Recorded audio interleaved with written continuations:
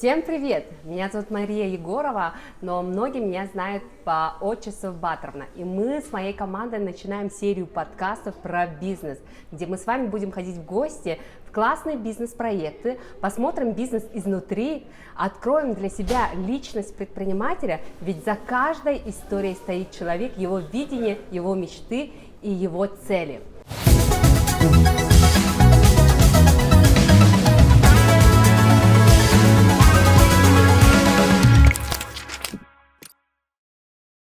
И первый наш гость, человек, которого знает вся республика, его имя известно в сфере строительства не только в нашем регионе, но и в России. Это Георгий Олегович Карамзин, плюс. И перед тем, как зайти, я хочу заметить, что Якутск является одним из самых динамичных по строительству городов на Дальнем Востоке и Сибири. Во многих городах России стоит старый советский фонд. И мы сейчас с вами узнаем, как так получилось, что Якутск стал таким продвинутым современным городом. Ну что, поехали?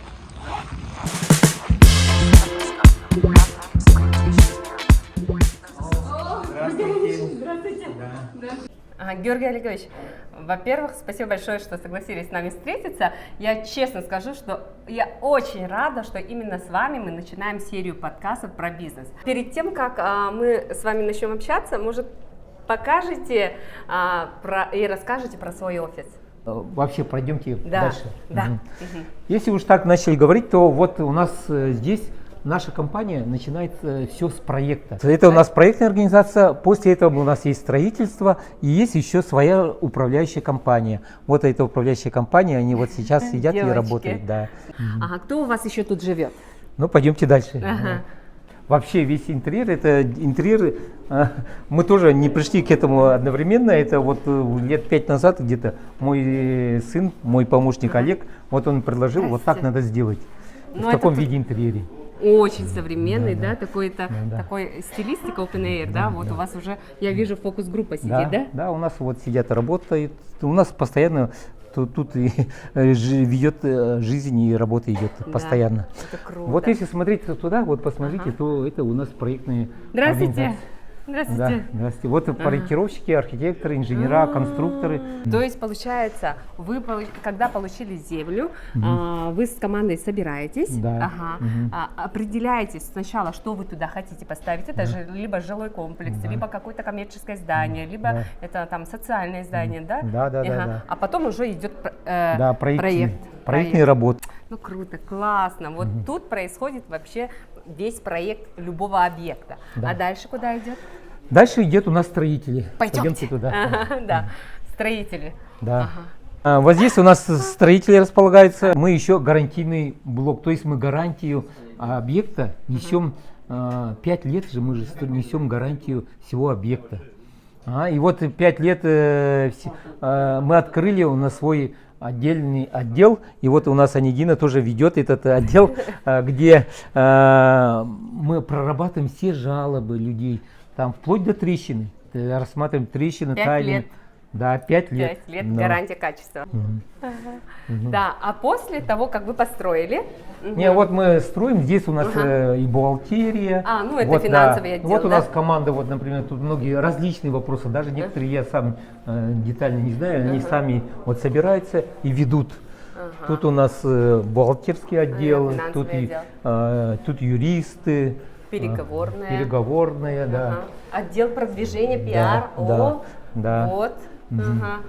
То есть здесь чувствуется явно и молодое поколение, современное, да, и опыт, да, мы это видим, да, потому что какой большой архитектурный отдел. Ну и в то же время я хотел бы сказать, что мы еще уделяем большое внимание нашим сотрудникам, и мы построили здесь над гаражом спортивный зал. Да, пойдемте. Спортивный зал? Да. Пойдемте. Вау! Проходите, вот. А этим спортзалом кто может пользоваться? А этим спортзалом пользуются многие. Здесь, например, вот сейчас в данное время у нас вот детский клуб волейбольный. Они тут занимаются очень активно. Мы с ними уже строим большое направление будущее, что мы будем развивать волейбол не только детский. Постепенно эти же дети вырастают. Мы уже на 5 лет построили план, что эти вот дети скоро станут чемпионами в республике, могут даже выйти на всероссийский масштаб. Пойдемте наверх. Это вообще чья идея была? Что? Спортзала? Ага. Ну, это моя идея, давно уже мы эту идею питали, когда же откроем, когда же откроем. И вот в прошлом году мы открыли этот спортзал, и, кстати, на открытие приезжал Федор Емельяненко, чемпион ММА. Он приезжал, он здесь открыл. В прошлом году он именно здесь открыл и мастер-класс здесь провел в спортзале. Георгий Георгиевич, извините, у нас всегда будут, так как про бизнес, про деньги я всегда буду спрашивать, да? Сколько стоило привести Федора Емельяненко? Ну, это наша коммерческая тайна. Ну ладно, пошли. Но мы знаем, что наши предприниматели могут, ну, уже такие проводят, такие классные пиар-компании, когда могут привозить суперзвезд. Да, и тем самым вдохновить молодежь спорту, да, и это классно.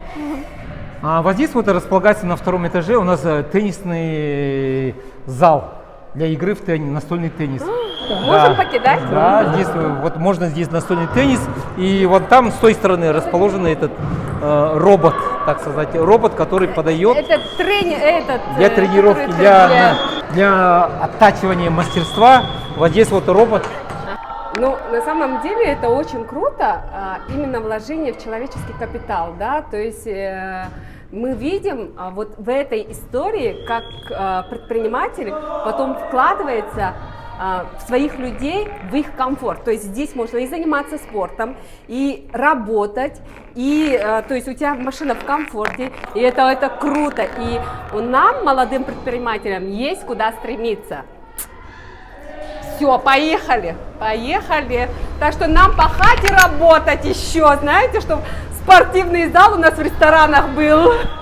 Георгий Олегович, спасибо за экскурсию, масштабы впечатляет. И недавно у вас было выступление на бизнес-форуме предпринимателей, где вы делились историей вообще, как начинали свой предпринимательский путь. И эта история очень многих вдохновила. И, конечно, мой первый вопрос, как вообще создавалась компания Утум Плюс, как вы начинали свой предпринимательский путь?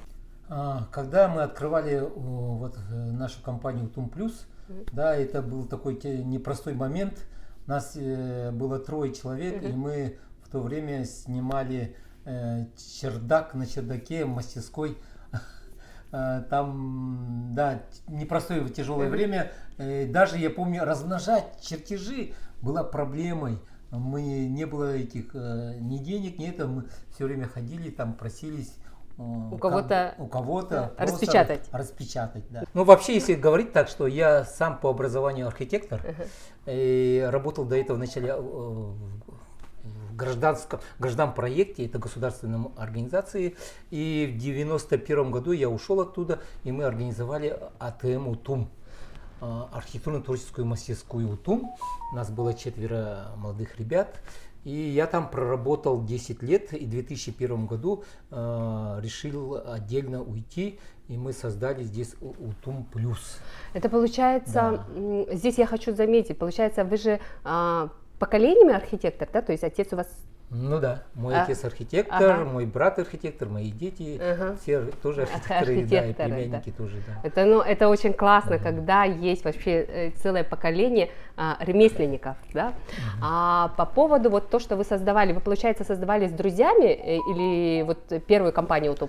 Да, мы создавали с друзьями, и в то время уже мы вначале даже сами не знали, каким образом что такое, сами даже до конца проектное дело даже не знали. Но мы в то время пошли в неведанный, так сказать, путь, шли, и не знаю, что-то нас ввело, и не остались. Тогда нас многие отговаривали: оставайся, тут готовая зарплата. Это в бюджетной организации просили, чтобы оставаться, да? Да. А какие есть вот в Якутии, ну, ваши проекты, вот именно первого Утум?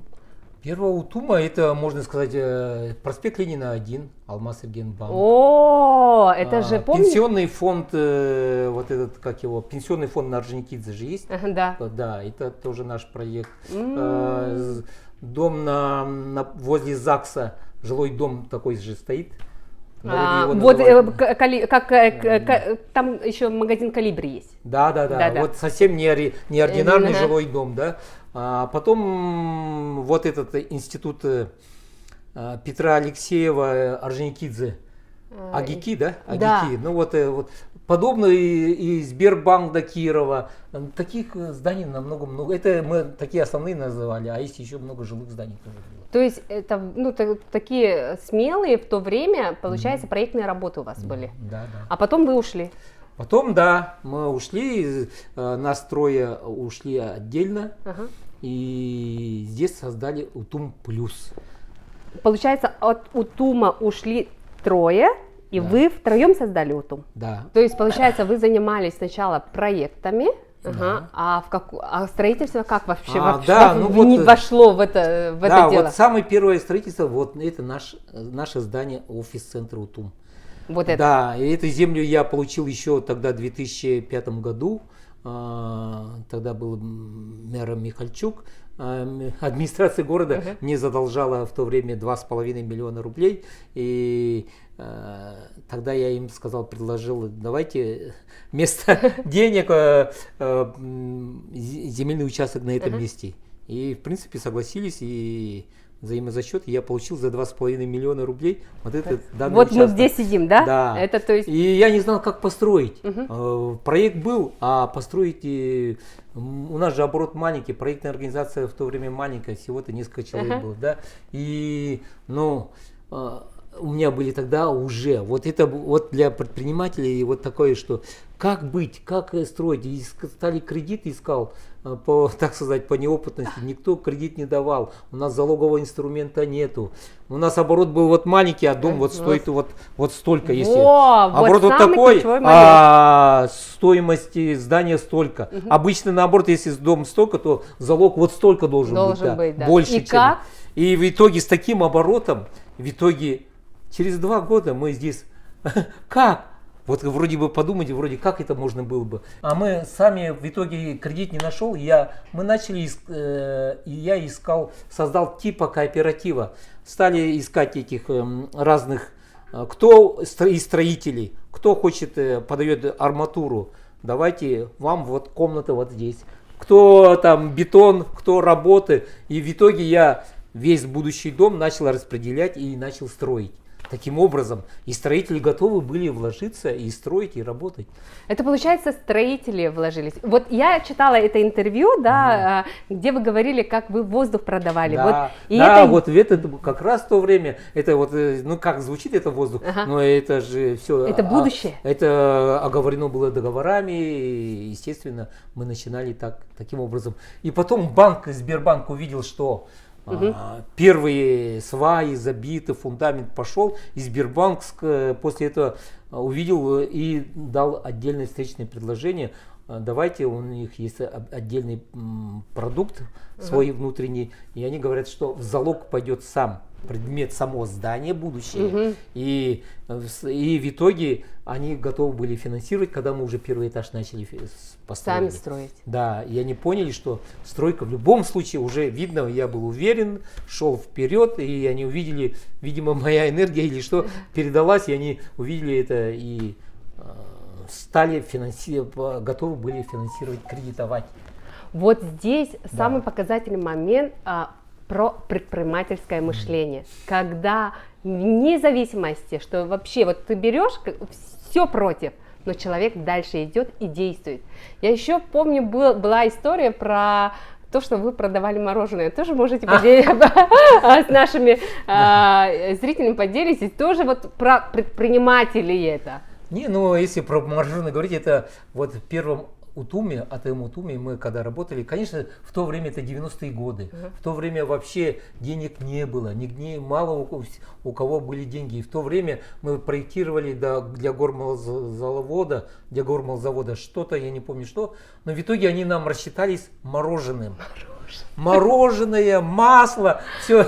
И мы у нас гараж, и мы наполнили, там большой металлический гараж, наполнили этим мороженым.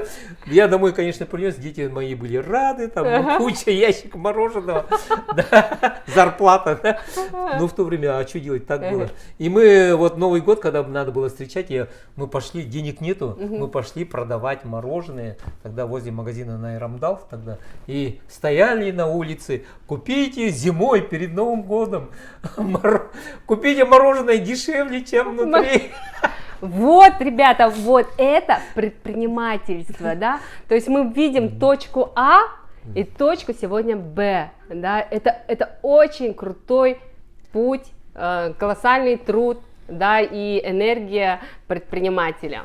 Да, вот здесь я бы тоже хотел бы отметить для предпринимателей, что надо в любом случае верить в себя, верить в свое, то, что предприниматель это когда веришь в свои силы, веришь в свои возможности, и человек может много чего перевернуть. И вот вы конкретно можете добиться большего, чем даже планируете. Жизнь настолько богата и столько возможностей, и вы можете добиться многого. И вот здесь вот надо вот верить в себя и любить себя по-большому. Любить это не так эгоистично, а быть ответственным за свое будущее, за своих детей. И любить себя так, что в итоге эта любовь передается детям, и ради этого будущего ты стараешься и работаешь. Друзья, а сейчас я хочу поблагодарить компанию, которая поддержала наш подкаст про бизнес. Это Алмаз Кредит Сервис. Именно эта компания была нашим финансовым партнером, когда мы начинали свой путь в предпринимательстве. Бизнес-результатов получить кредит в банке практически невозможно. И я очень рада, что у нас в Якутии есть надежная финансовая компания, которая может стать вашим финансовым партнером для развития вашего бизнеса. Давно мечтаете заниматься любимым делом и развивать успешный бизнес, но у вас нет финансовой возможности? Мы вам поможем. Алмаз Кредит Сервис за исполнение вашей мечты, за быстрое решение и за развитие вашего бизнеса. Алмаз Кредит Сервис – ваш надежный финансовый партнер. А вот когда Сбербанк, получается, кредитовал вот этот объект, да, то есть были ли у вас личные риски? Риски везде. Не бывает так, чтобы без рискового. Везде есть риски. Вообще предпринимательство это везде риски. Хоть маленький, у него свои такие определенные риски. У большого еще больше риски. Еще больше можно резко тоже упасть можно. Везде идут риски. И в этом и есть отличие предпринимателей, что он везде рискует. Потому что нет такого, что мы раньше я тоже думал, вот добьюсь условия, буду отдыхать и лежать там. Но не знаю, может быть у меня натура такая, я все стараюсь больше, планы все растут и больше и больше. И сейчас мы уже большими там уже не мыслим не только домами, уже целый квартал дома построить. Да, квартал, лучший квартал в Якутске сделать, например. Вот мы ставим такие амбициозные планы. Один из лучших проектов в России сделать. Вау! Да, вот, например, вот такие вот ставим планы. Масштабы, да? И в итоге, что я скажу, а это же большие деньги, а когда большие деньги, это большие риски. Да. И то есть, получается, всегда предприниматель рискует, рискует своим личным, тут если, да, не то что личным, тут много есть. Чтобы добиться еще успеха, во-первых, я бы посоветовал быть всем, во-первых, самое основное это быть честным, быть правдивым, открытым, но и строить бизнес на честности. Я в свое время, 90-е годы или даже 80-е годы, тогда была же, ходило такое, что разбогател, значит он обманул кого-то или кинул что-то кого-то, на основании этого разбогател. Я все время тогда удивлялся. Неужели, таким способом только можно разве разбогатеть? И я тогда внутри уже себе поставил цель, если я добьюсь чего-то, я добьюсь это честным способом. Честным. И вот я хочу сказать, что надо если идти таким путем, то это уже на далекое будущее. Ставить ставки такие, что ставить имя свое, дорожить своим именем. В итоге имя, вот, например, мы сейчас ради Утума, бренд Утума, это мы ставим выше всего. Допустим, мы сейчас до определенного успеха добились, но тем не менее мы не расслабились и не отдыхаем, свое имя работает, нет такого. Мы все равно дорожим своим именем. И дальше все равно еще развиваемся еще больше. Ну, уже Стараемся. репутация работает на тебя. Да, это у нас есть преимущество, конечно, по сравнению с другими. Стараемся, кто на это меньше обращает внимание. А вот с этим это есть преимущество такое. Это и инвестирование, это и доверие, и, ну, получается, и спрос. То есть бренд дает вот эти все самые ключевые моменты для построения бизнеса. Да, Инвестирование, спрос и доверие. Вот. Я еще вот хотела спросить, в любой бизнесе есть такая типа норма рентабельности, да, то есть у нас вот, например, для общепита есть такая, ну, примерно, раньше было там прибыль 25%, это окей, good, да, то есть прям сейчас уже там 13-15 и уже хорошо. А есть такое понимание в строительном бизнесе?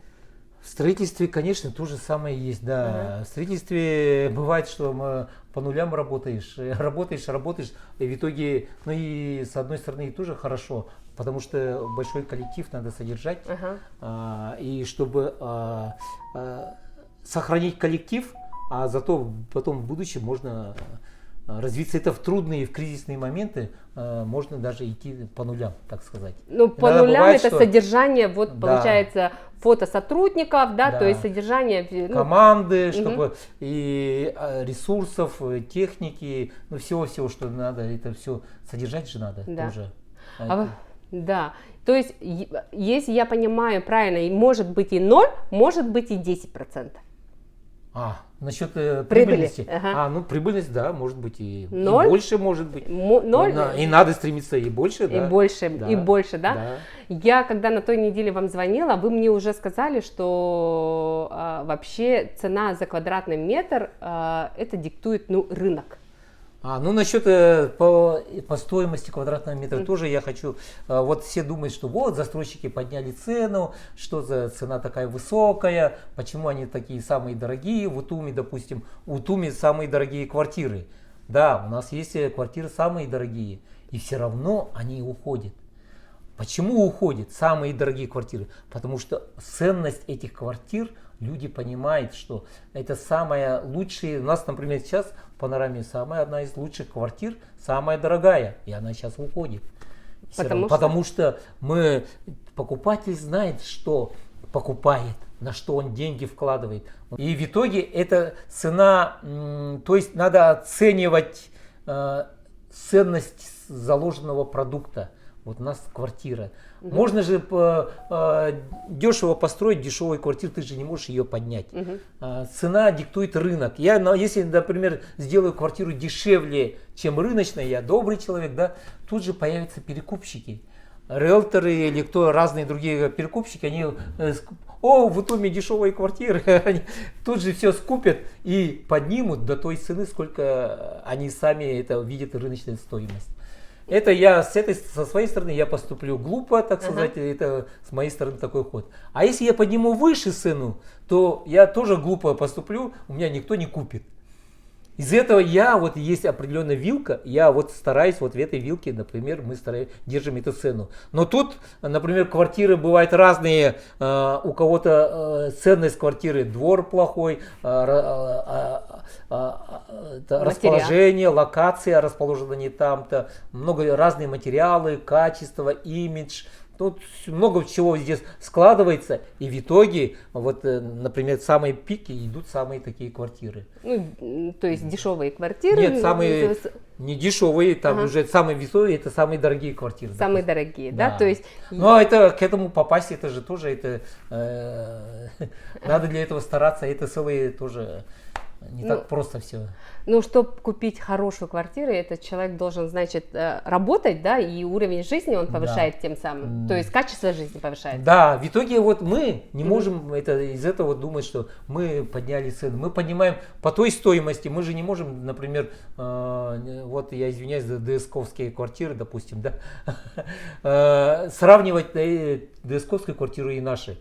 Квадрат одинаковый, а стоимость не может быть одинаковой, потому что у нас, например, есть теплый паркинг, есть теплые детские площадки, есть больше озеленения, больше разных комфортных условий, которых в том месте нету. Может быть, локации даже где-то проигрываешь, но где-то выигрываешь. И в итоге цена, естественно, мы делаем выше. Мы не можем ниже их сделать. Если сделаем ниже, опять же, те же у нас все перекупят и перепродадут.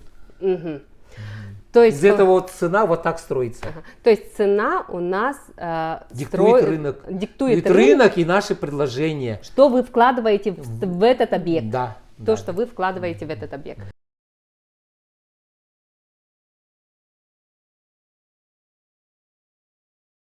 Хорошо. То есть я вот даже когда сама строила дом, да, 160 квадратов, да, там только сваи у меня обошлись где-то 1,5 миллиона, да, то есть я помню, и я понимаю, чтобы строить такие большие здания, много денег нужно. Ну да. Откуда вы берете деньги на строительство домов и вообще объектов? Ну сейчас же изменились условия для строителей, для застройщиков. Сейчас мы получаем деньги в банке. Кредит. В кредит. Банк все кредитует нам. Нам дает кредит, но для этого определенные условия. Мы должны много условий разных ставить банк. И этим условиям, если мы отвечаем, то мы проходим комиссию и получаем кредит.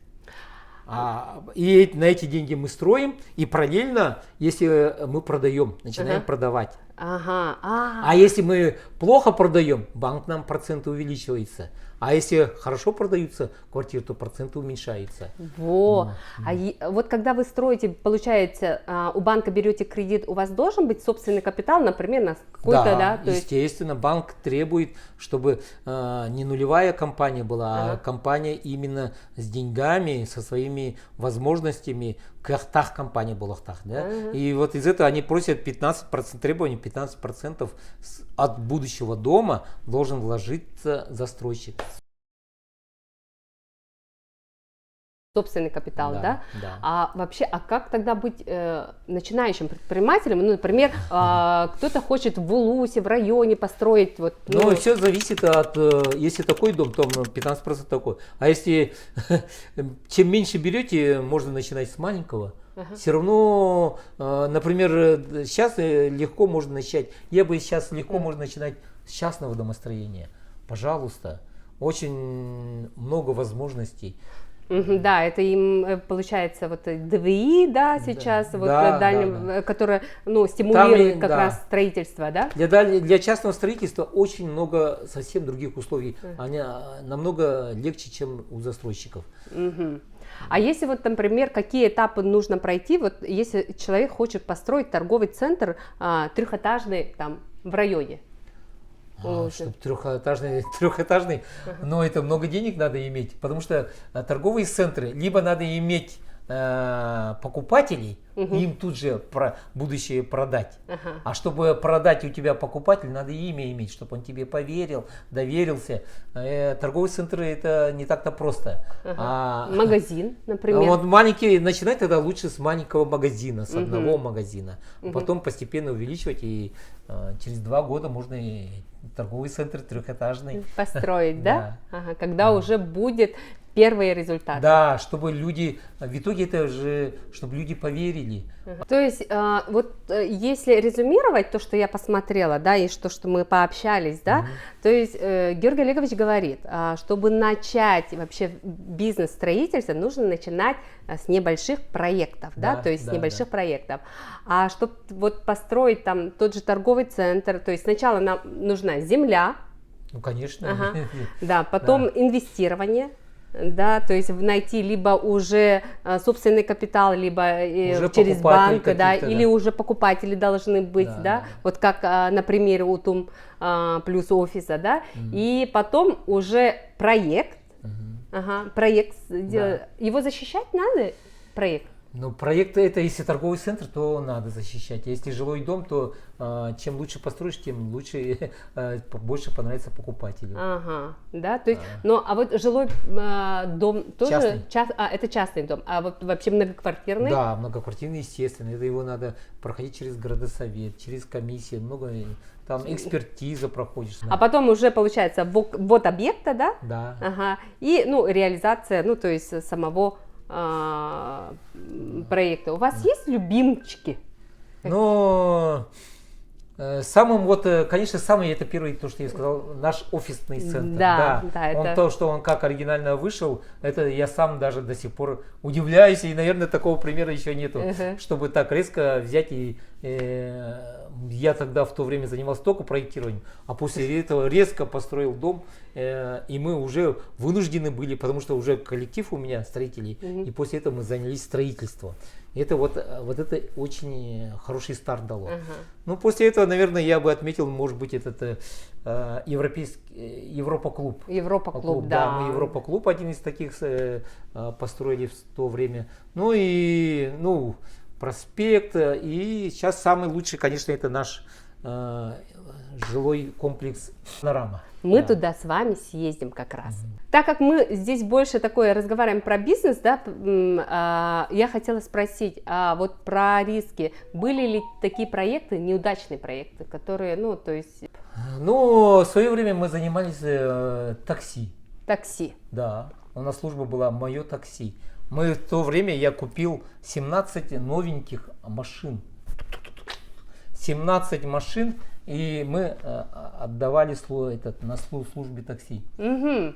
И сколько? Мы 2 года, по-моему, 2 года просуществовало, и от машин ничего не осталось. Одна машина только один сохранил. У нас была тогда идея, вот водителю даем, и ты, водитель, ездишь на ней, если ты хорошо будешь ездить, то через 2 года она станет твоей. Выкупаешь. Не выкупаешь, просто бесплатно твоя. 2 года работай, зарабатывай, и через 2 года она станет твоей. Это у нас идея была, чтобы он берег машину, хорошо ездил, и бесплатно давали машины. Представляете? И в итоге только одна машина так, один человек так довел, остальные все разбились. Разбились. Да, но нет, второй еще тут ездит. Ездит, да? О! Ну вот это такой проект, но в то время мы еще, вот параллельно с индрайвером, мы тоже приложение другое открыли. Она была копия английской компании, мы оттуда скопировали и ее переводили здесь. Но не успели ввести, так постепенно мы отступили. То есть старт такое вложение сделали, да, и ну, проект не пошел. Да. Такое тоже бывает. Вот, да. Да, это очень много таких примеров. Да. И из этого я бы хотел бы предпринимателям в будущем сказать, что никогда не падайте духом, никогда побеждает тот, кто упавший встанет. Из этого вот верить надо, вот и опять же, вот здесь то, что я говорю, верьте в себя, и вы все можете. У вас всегда, на самом деле у каждого любое большое будущее. Верьте в себя, в свои возможности. Ну, еще проект, ну, ресторан же был, да? Ну ресторан, да, у нас ресторан Мацури, допустим. Да. Но он вначале все вроде так хорошо пошло, ну а сейчас она находится в стагнации. Стагнация. Да, она не развивается, не это, и очень много денег уходит на аренду, и в итоге она не может выйти в плюс. Да. А вообще возврат инвестиций с этого проекта было? Ну, потому что нет, да? Конечно, нет. Потому что там реально было вложено много. Да. Потому что вот материалы, которые там использованы, это массив, дерево, качество. На самом деле я просто помню, как вы это делали, как вы его строили. Но первые 2 года он вообще конкретно там... Это было очень красиво. Но вот так оно не пошло, и те деньги вложенные не вернулись. В бизнесе так бывает. Да, из этого, ну ничего, все равно идешь и стараешься. У нас много подобных. Из этого я бы сказал бы, из многих предложений где-то 2 стрельнет из 10. Вот, Да, много действий, да. тогда будет результат. Да. Где-то получится, а где-то может да. и не получится. Поэтому предпринимательство это всегда про риски и про действия. Да, да, Мгм. надо действовать. И всегда вот мы ставили такое, например, безвыходные ситуации. Все время там, и мы все думали, как же это? Потом нет, должен быть выход. Надо вот искали и так, и сяк. Тут очень гибким надо быть внутри. Гибким. Я помню, как я сломался, когда был кризис 2008 года, 2009 года, и мы Пирогово строили, первый дом мы построили для людей, я понимал, что для людей нужны минимум однокомнатные, 2-, 3-, 4-комнатные квартиры, должны быть нормального человека. А в итоге, когда кризис наступил, я не мог уже строить 2-, 3-, 4-комнатные квартиры. Потому что что никто не покупал. И в то время мы вынуждены были, я долго себя ломал, вынуждены были строить квартиры только однокомнатные. И вынуждены были пойти на такое, потому что иначе бы мы бы провалились бы. И в то время мы продавали квартиры по 990 тысяч. Да. Одна квартира стоила меньше миллиона. Да. Я помню, реклама такая была. Нет, но это и есть начало молодых ребят. Да. Вот они заходят на эти маленькие однокомнатные квартиры, где начинают создавать свои семьи. Это там вот начинается их опора, а потом качество жизни будет подниматься, и потом кто-то из них обязательно купит 3-комнатную 150 квадратов, самую лучшую, самую классную квартиру, потому что он пойдет в предпринимательский путь.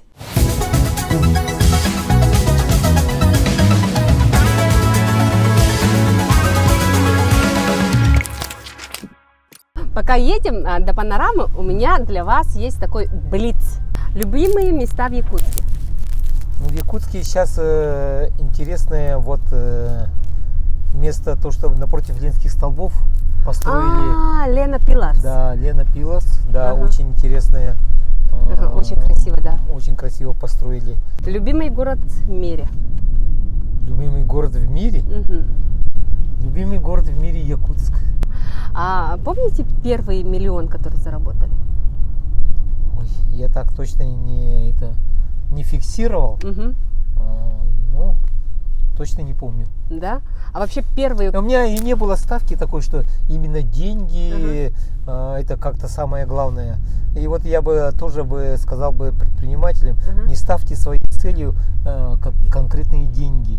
Вот именно столько-то столько заработаю, это тоже неверный путь. Надо ставить цели не деньги, а то, чем занимается тот или иной предприниматель. Надо развивать то, чем ты занимаешься, любить, и тогда, а деньги это само собой придут. Это просто такой ответная реакция, побочный эффект. Да. Любимое выражение в жизни тогда? Кто, если не я?